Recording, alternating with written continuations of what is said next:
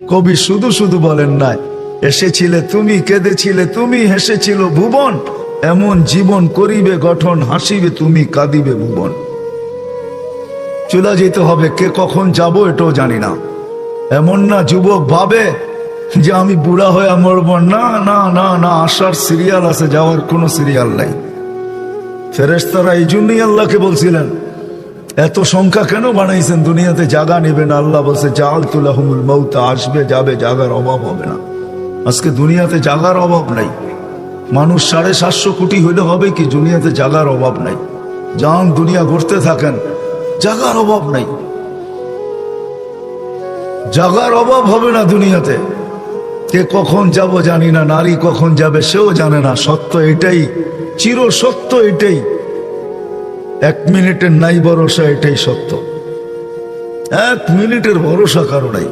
না যুবক বলতে পারবে, না বৃদ্ধ বলতে পারবে, না নারী না পুরুষ, না ধনী না গরিব, না শাসক না শাসিত, না ক্ষমতাবান না দুর্বল, কেউ বলতে পারবে না 1 মিনিটের ভরসা।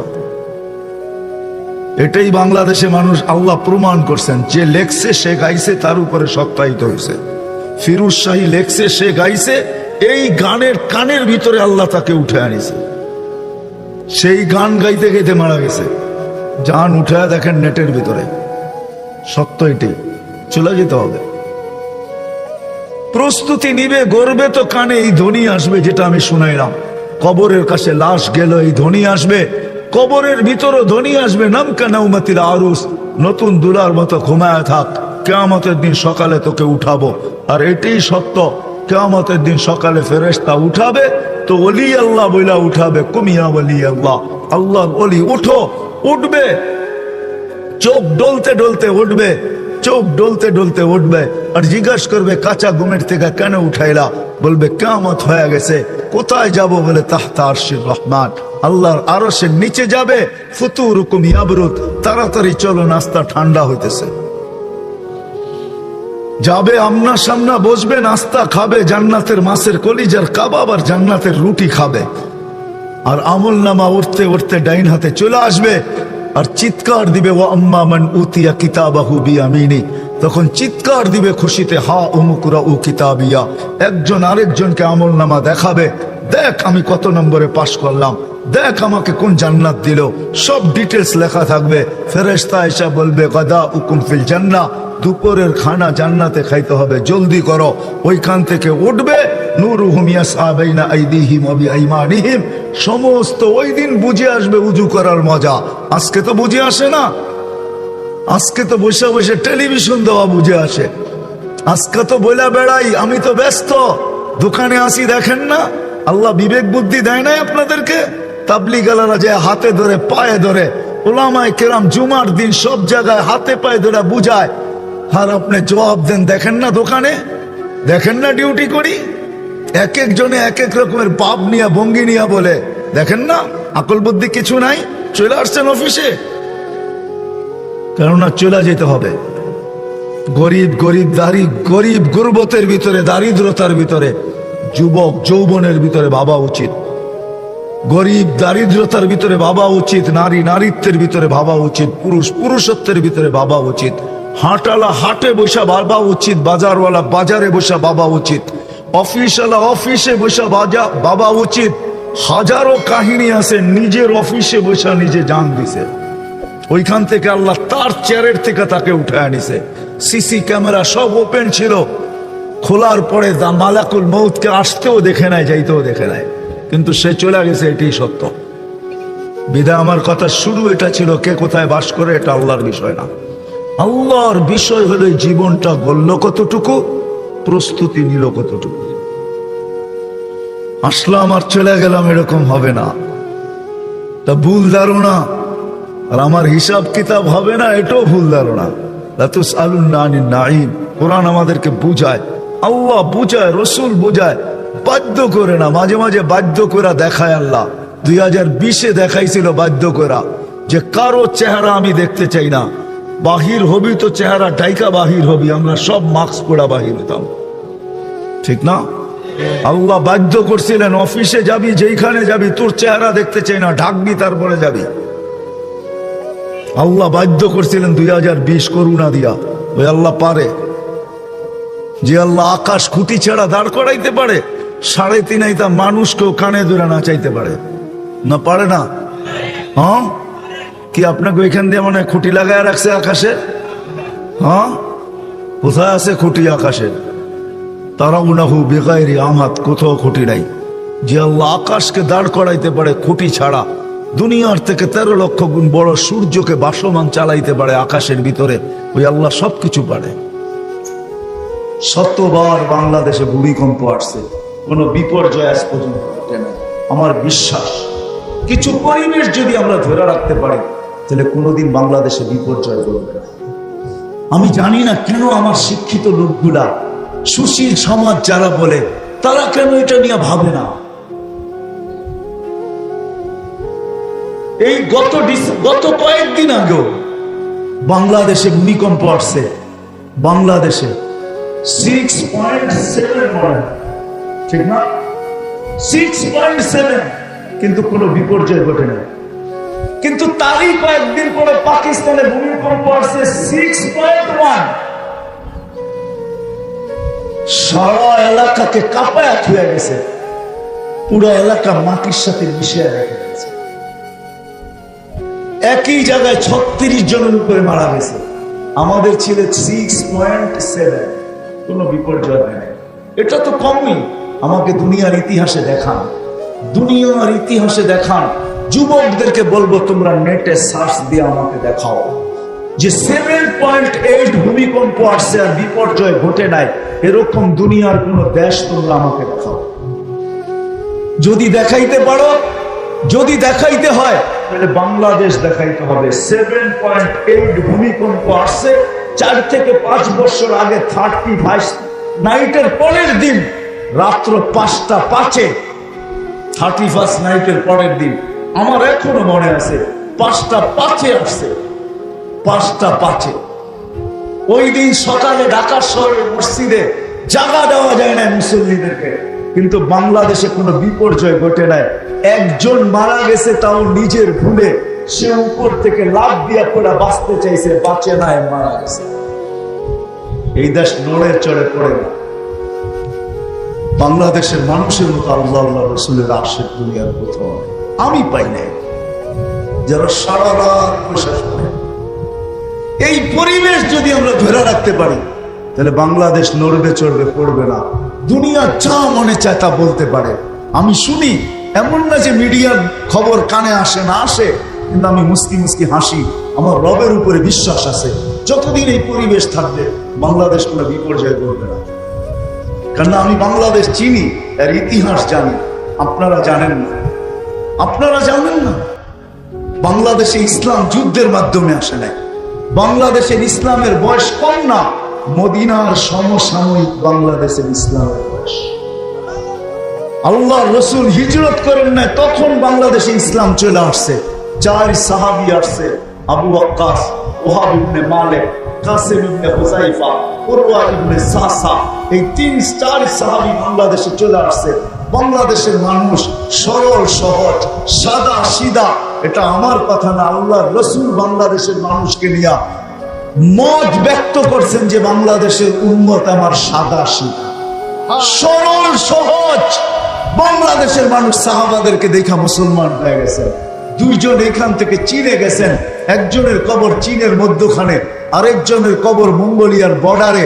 ইতিহাসবিদরা বলে 2 জন এখনো বাংলাদেশের জমিনে ঘুমায় আছে। চলেন আর কত দেখাবো। করুণা দুনিয়ায় আইসা যা দেখানো দেখাইছে।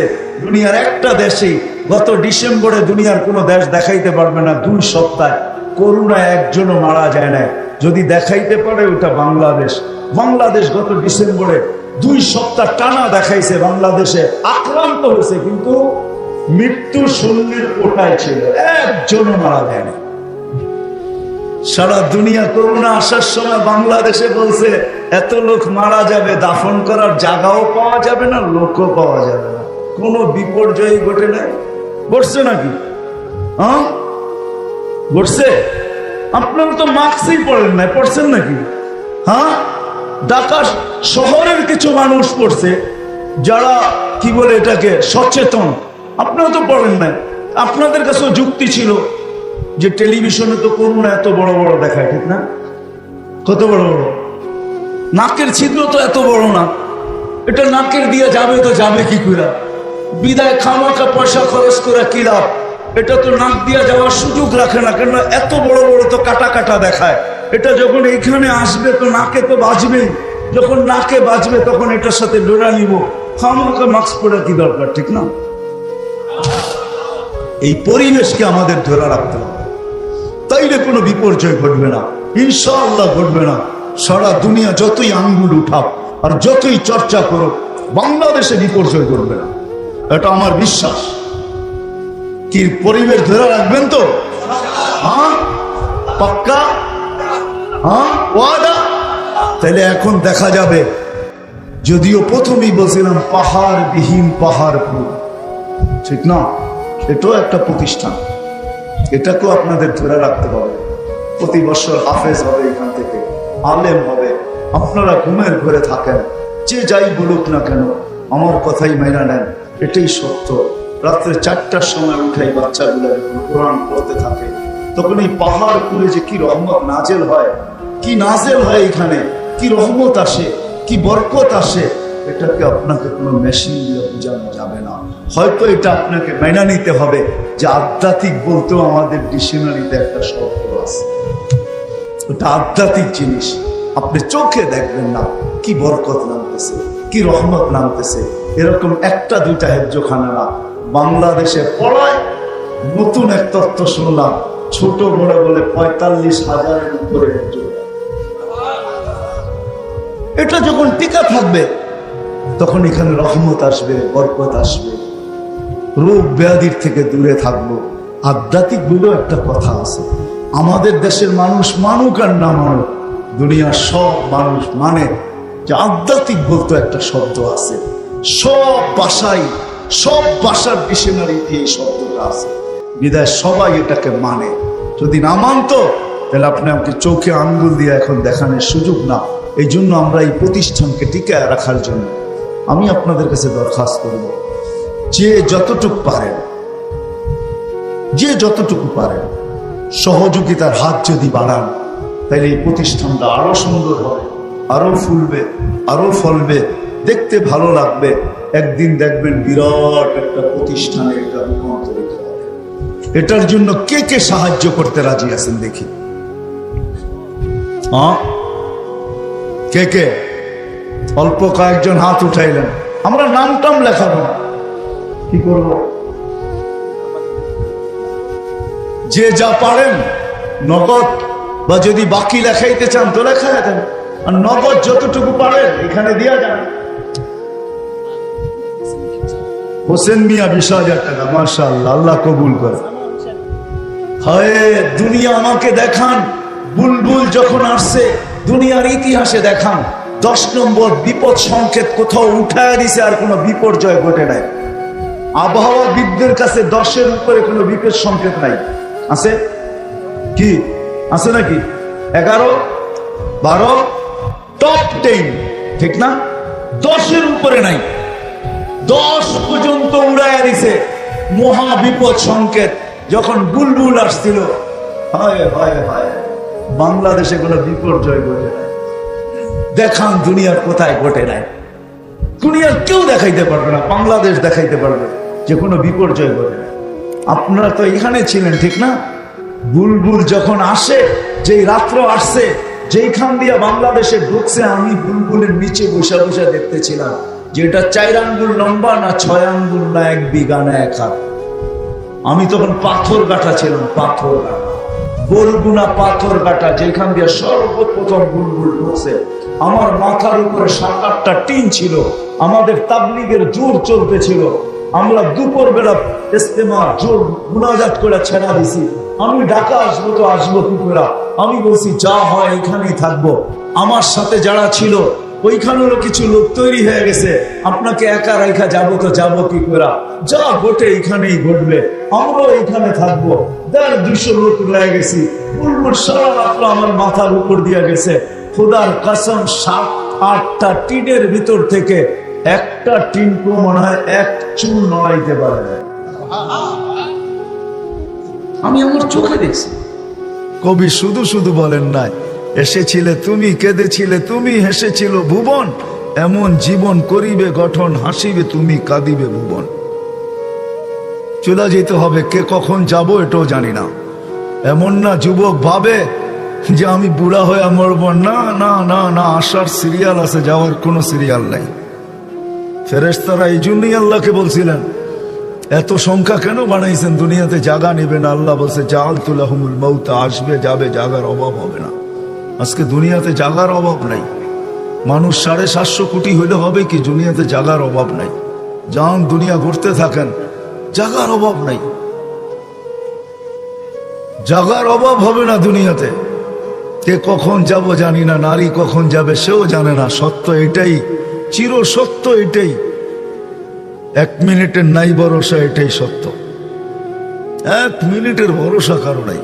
না যুবক বলতে পারবে, না বৃদ্ধ বলতে পারবে, না নারী না পুরুষ, না ধনী না গরিব, না শাসক না শাসিত, না ক্ষমতাবান না দুর্বল, কেউ বলতে পারবে না 1 মিনিটের ভরসা। এটাই বাংলাদেশে মানুষ আল্লাহ প্রমাণ করছেন। যে লেখছে সে গাইছে, তার উপরে সত্যায়িত হয়েছে।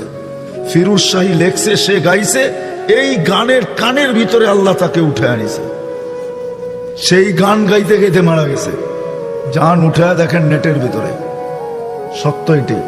চলে যেতে হবে, প্রস্তুতি নিবে, গর্বে তো কানে এই ধ্বনি আসবে, যেটা আমি শুনাইলাম। কবরের কাছে লাশ গেল, এই ধ্বনি আসবে। কবরের ভিতরও ধ্বনি আসবে, নামকা নাউমাতিল আরুস, নতুন দুলার মতো ঘুমায় থাক, কিয়ামতের দিন সকালে তোকে উঠাবো। আর এটাই সত্য, কিয়ামতের দিন সকালে ফেরেশতা উঠাবে, তো ওলি আল্লাহ বইলা উঠাবে, কুমিয়া ওলি আল্লাহ, আল্লাহর ওলি উঠো, উঠবে। চোখ ডলতে ডলতে উঠবে, চোখ ডলতে ডলতে উঠবে। আর জিজ্ঞাসা করবে কাঁচা ঘুমের থেকে কেন উঠাইলা? বলবে কিয়ামত হয়ে গেছে। কোথায় যাব? বলে তাহতা আরশির রহমান, আল্লাহর আরশের নিচে যাবে। ফুতুরুকুম ইয়াবরুদ, তাড়াতাড়ি চলো, নাস্তা ঠান্ডা হইতেছে। যাবে আমনা সামনা, বসবে, নাস্তা খাবে, জান্নাতের মাছের কলিজার কাবাব আর জান্নাতের রুটি খাবে। আর আমল নামা উঠতে উঠতে ডাইন হাতে চলে আসবে, আর চিৎকার দিবে ওয়া আম্মা মান উতিয়া কিতাবাহু বিয়ামিনি। তখন চিৎকার দিবে খুশিতে, হা উমুকুরা উ কিতাবিয়া। একজন আরেকজনকে আমল নামা দেখাবে, দেখ আমি কত নম্বরে পাশ করলাম, দেখ আমাকে কোন জান্নাত দিল, সব ডিটেলস লেখা থাকবে। ফেরেশতা এসে বলবে গাদা উকুম ফিল জান্নাহ, দুপুরের খানা জান্নাতে খাইতে হবে, জলদি করো। ওইখান থেকে উঠবে, নূরুহুম ইয়াসআ বাইনা আইদিহিম ওয়া বিআইমানিহিম। সমস্ত ওই দিন বুঝে আসবে উজু করার মজা। আজকে তো বুঝে আসে না, আজকে তো বসে বসে টেলিভিশন দেওয়া বুঝে আসে। আজকে তো বইলা বেড়াই আমি তো ব্যস্ত, দোকানে আসি, দেখেন না আল্লাহ বিবেক বুদ্ধি দেয় নাই আপনাদেরকে? তাবলিগালারা যে হাতে ধরে পায়ে ধরে, ওলামায়ে কেরাম জুমার দিন সব জায়গায় হাতে পায়ে ধরে বুঝায়, আর আপনি জবাব দেন দেখেন না দোকানে, দেখেন না ডিউটি করি। এক একজনে এক এক রকমের পাপ নিয়া ভঙ্গি নিয়া বলে, দেখেন না আকল বুদ্ধি কিছু নাই, চলে আসছেন অফিসে। কেননা চলে যেতে হবে। গরিব গরিব দারি, গরিব গুরবতের ভিতরে, দারিদ্রতার ভিতরে, যুবক যৌবনের ভিতরে ভাবা উচিত।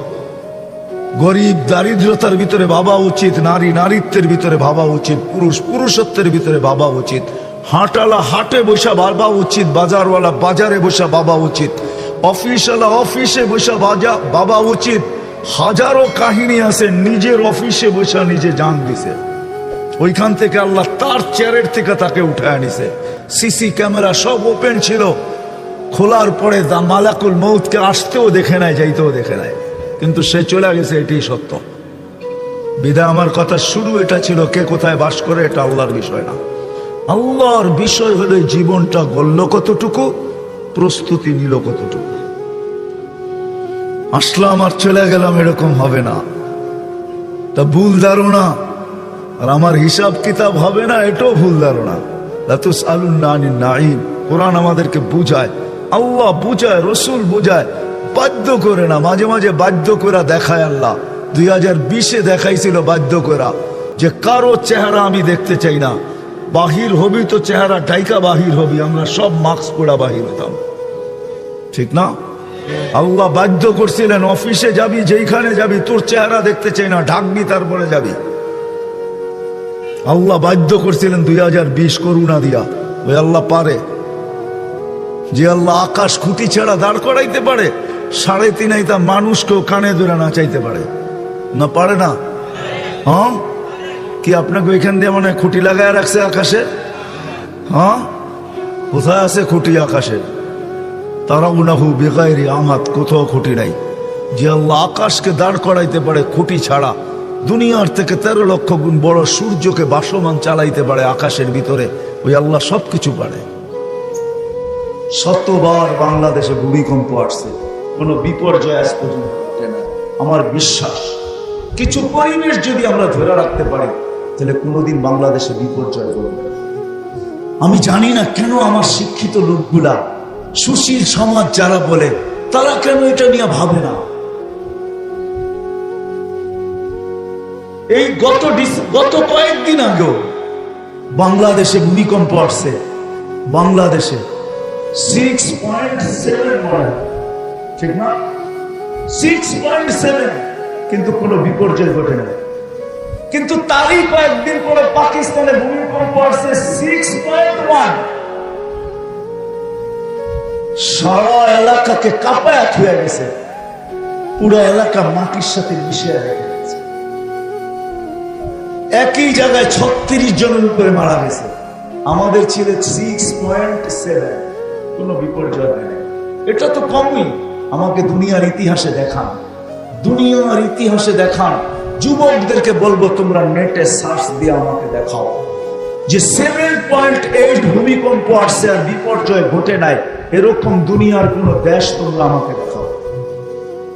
যদি দেখাইতে পারো, যদি দেখাইতে হয়, তাহলে বাংলাদেশ দেখাইতে হবে। 7.8 ভূমিকম্প আসছে 4 থেকে 5 বছর আগে, 31 নাইটের পরের দিন রাত্র 5টা 5-এ, 31 নাইটের পরের দিন। আমার এখনো মনে আছে, 5টা 5-এ আসছে, 5টা 5-এ। ওই দিন সকালে ঢাকা শহরের মসজিদে জায়গা দেওয়া যায় না মুসল্লিদেরকে, কিন্তু বাংলাদেশে কোনো বিপর্যয় ঘটে নাই। একজন মারা গেছে, তাও নিজের ভুলে, সে উপর থেকে লাফ দিয়া করে বাঁচতে চাইছে, বাঁচে নাই, মারা গেছে। এই দেশ নড়ে চড়ে পড়ে না। বাংলাদেশের মানুষের মতো আল্লাহ রসুলের আশীর্বাদ দুনিয়ার কোথাও আমি পাই নাই, যারা সারা রাত বসে শোনে। এই পরিবেশ যদি আমরা ধরে রাখতে পারি, তাহলে বাংলাদেশ নড়বে চড়বে পড়বে না। দুনিয়া যা মনে চায় তা বলতে পারে, আমি শুনি। এমন না যে মিডিয়ার খবর কানে আসে না, আসে, কিন্তু আমি মুস্কি মুস্কি হাসি। আমার রবের উপরে বিশ্বাস আছে, যতদিন এই পরিবেশ থাকবে বাংলাদেশ কোনো বিপর্যয় করবে না। কারণ আমি বাংলাদেশ চিনি, এর ইতিহাস জানি। আপনারা জানেন না, আপনারা জানেন না। বাংলাদেশে ইসলাম যুদ্ধের মাধ্যমে আসে নাই। বাংলাদেশের ইসলামের বয়স কম না, মদিনার সমসাময়িক বাংলাদেশের ইসলামের বয়স। আল্লাহ রসুল হিজরত করেন নাই, তখন বাংলাদেশে ইসলাম চলে আসছে। 4 সাহাবী আসছে, আবু ওয়াক্কাস, ওহাব ইবনে মালিক, কাসিম ইবনে হুযাইফা, উরওয়া ইবনে সাসা, এই 3-4 সাহাবী বাংলাদেশে চলে আসছে।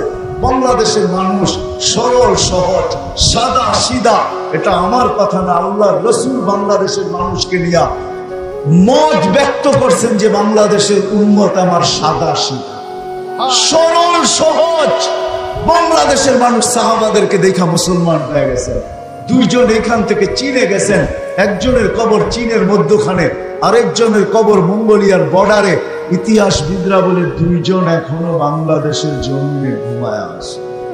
চলেন আর কত দেখাবো। করুণা দুনিয়ায় আইসা যা দেখানো দেখাইছে। দুনিয়ার একটা দেশেই গত ডিসেম্বরে দুনিয়ার কোনো দেশ দেখাইতে পারবে না 2 সপ্তাহে করুণায় একজনও মারা যায় না। যদি দেখাইতে পারে ওটা বাংলাদেশ। বাংলাদেশ গত ডিসেম্বরে 2 সপ্তাহ টানা দেখাইছে বাংলাদেশে আক্রান্ত হয়েছে, কিন্তু মৃত্যু শূন্যের ওটাই ছিল, একজনও মারা যায় না। সারা দুনিয়া করোনা আসার সময় বাংলাদেশে বলছে এত লোক মারা যাবে, দাফন করার জায়গাও পাওয়া যাবে না, লোকও পাওয়া যাবে না। কোনো বিপর্যয় ঘটে নাই। ঘটছে নাকি? হ্যাঁ ঘটছে। আপনারা তো মাস্কই পড়েন নাই, পড়ছেন নাকি? হ্যাঁ, ঢাকা শহরের কিছু মানুষ পড়ছে যারা কি বলে এটাকে সচেতন, আপনারা তো পড়েন না, আপনাদের কাছেও যুক্তি ছিল যে টেলিভিশনে তো করোনা এত বড় বড় দেখায়, ঠিক না? কত বড় বড় নাকের ছিদ্র তো এত বড় না, এটা নাকের দিয়ে যাবে তো যাবে কি করে? বিদায় খামাখা পয়সা খরচ করে কি লাভ? এটা তো নাক দিয়ে যাওয়ার সুযোগ রাখে না, কেন এত বড় বড় তো কাটা কাটা দেখায়। এটা যখন এইখানে আসবে তো নাকে তো বাজবেই, যখন নাকে বাজবে তখন এটার সাথে ডোরা নিব, খামাখা মাস্ক পরে কি দরকার, ঠিক না? এই পরিবেশকে আমাদের ধরে রাখতে হবে, তাইলে কোনো বিপর্যয় ঘটবে না, ইনশাআল্লাহ ঘটবে না। সারা দুনিয়া যতই আঙ্গুল উঠাও আর যতই চর্চা করো, বাংলাদেশে বিপর্যয় ঘটবে না, এটা আমার বিশ্বাস। কি পরিবেশ ধরে রাখবেন তো? হ্যাঁ, পাক্কা? হ্যাঁ, ওয়াদা? তাহলে এখন দেখা যাবে, যদিও প্রথমেই বলছিলাম পাহাড় বিহীন পাহাড়পুর, ঠিক না? এটাও একটা প্রতিষ্ঠান, এটাকেও আপনাদের ধরে রাখতে হবে। প্রতি বছর হাফেজ হবে, এখান থেকে আলেম হবে। আপনারা ঘুমের ঘরে থাকেন, যে যাই বলুক না কেন আমার কথাই মেনে নেন, এটাই সত্য। রাত্রে 4টার সময় উঠাই বাচ্চাগুলো কোরআন পড়তে থাকে, তখন এই পাহাড়পুরে যে কি রহমত নাজেল হয়, কি নাজেল হয় এখানে, কি রহমত আসে, কি বরকত আসে, এটাকে আপনাকে কোনো মেশিন দিয়ে বোঝানো যাবে না। হয়তো এটা আপনাকে মেনে নিতে হবে যে আধ্যাত্মিক বলতেও আমাদের ডিকশনারিতে একটা শব্দ আছে, এটা আধ্যাত্মিক জিনিস। আপনি চোখে দেখবেন না কি বরকত নামতেছে, কি রহমত নামতেছে। এরকম একটা দুইটা হেফজোখানা না, বাংলাদেশে পড়ায় নতুন এক তথ্য শুনলাম, ছোট বড় বলে 45,000-এর উপরে হেফজোখানা। এটা যখন টিকা থাকবে তখন এখানে রহমত আসবে, বরকত আসবে, রোগ ব্যাধির থেকে দূরে থাকবো। আধ্যাত্মিক বলেও একটা কথা আছে, আমাদের দেশের মানুষ মানুক আর না মানুক, দুনিয়ার সব মানুষ মানে যে আধ্যাত্মিক বলতে একটা শব্দ আছে। সব ভাষায়, সব ভাষার ডিকশনারিতে এই শব্দটা আছে, বিদায় সবাই এটাকে মানে। যদি না মানতো তাহলে আপনি আমাকে চোখে আঙ্গুল দিয়ে এখন দেখানোর সুযোগ না। এই জন্য আমরা এই প্রতিষ্ঠানকে টিকায় রাখার জন্য আমি আপনাদের কাছে দরখাস্ত করব, যে যতটুকু পারেন, যে যতটুকু পারেন সহযোগিতার হাত যদি বাড়ান, তাহলে এই প্রতিষ্ঠানটা আরো সুন্দর হবে, আরো ফুলবে, আরো ফলবে, দেখতে ভালো লাগবে। একদিন দেখবেন বিরাট একটা প্রতিষ্ঠানে এটা রূপান্তরিত হবে। এটার জন্য কে কে সাহায্য করতে রাজি আছেন দেখি? কে কে? অল্প কয়েকজন হাত উঠাইলেন। আমরা নাম টাম লেখাবো, কি করব?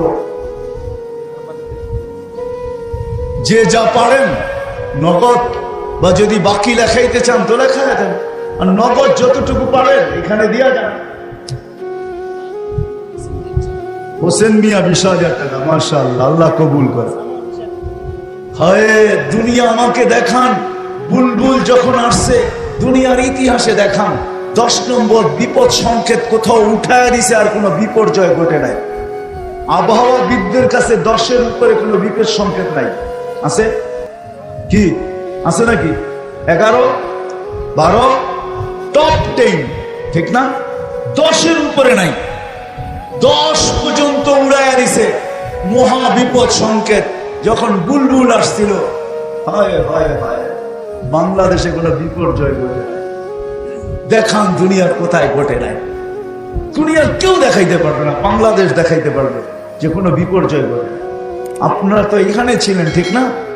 বুলবুল যখন আসে, যেই রাত্র আসছে, যেইখান দিয়ে বাংলাদেশে ঢুকছে, আমি বুলবুলের নিচে বসে বসে দেখতেছিলাম যে এটা 4 আঙ্গুল লম্বা না 6 আঙ্গুল না 1 বিঘা না 1 হাত।